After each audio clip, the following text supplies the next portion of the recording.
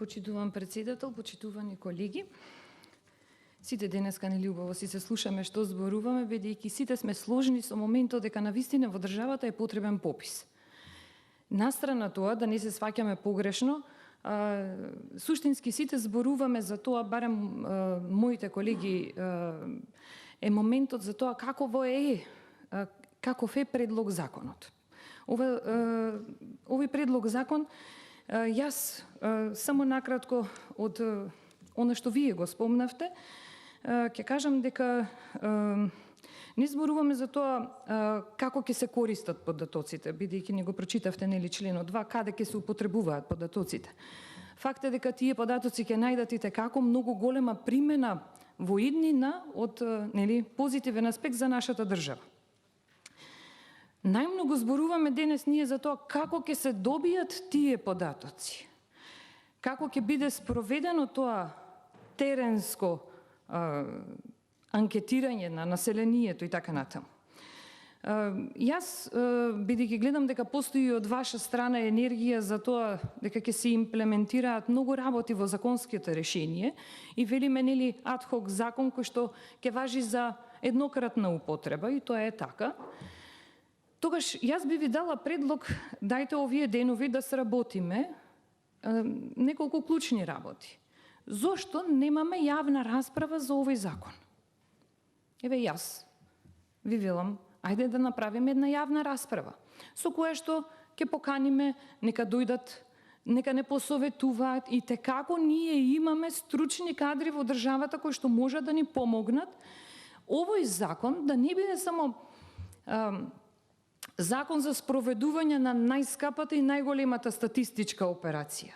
Да, таа е статистичка, но таа е и има политичка конотација. Зошто? Бидејќи самиот Охридски рамковен договор нели ни е врзан со статистиката од пописот.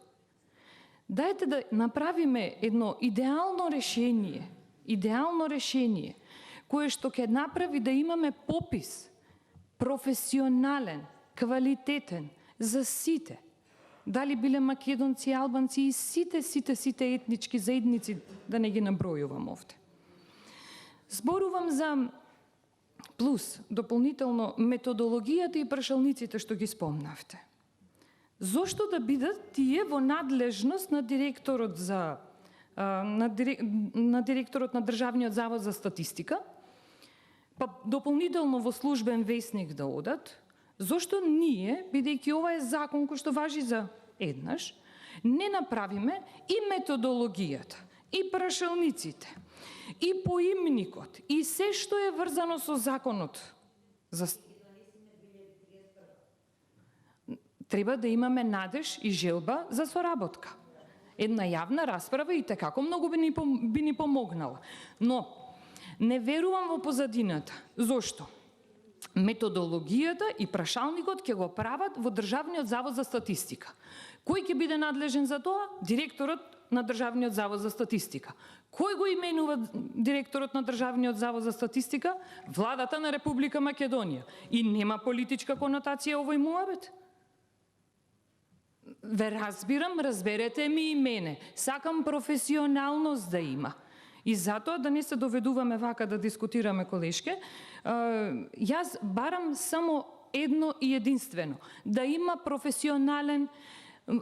професионално организиран закон и спроведен попис во Република Македонија, за јас, кога ќе се вратам кај моите ученици, да зборувам за статистичките информации на Република Македонија, да знам дека е тоа квалитетно направено и гордо да го правам тоа во следниот мој работен век, како професор. Ви благодарам.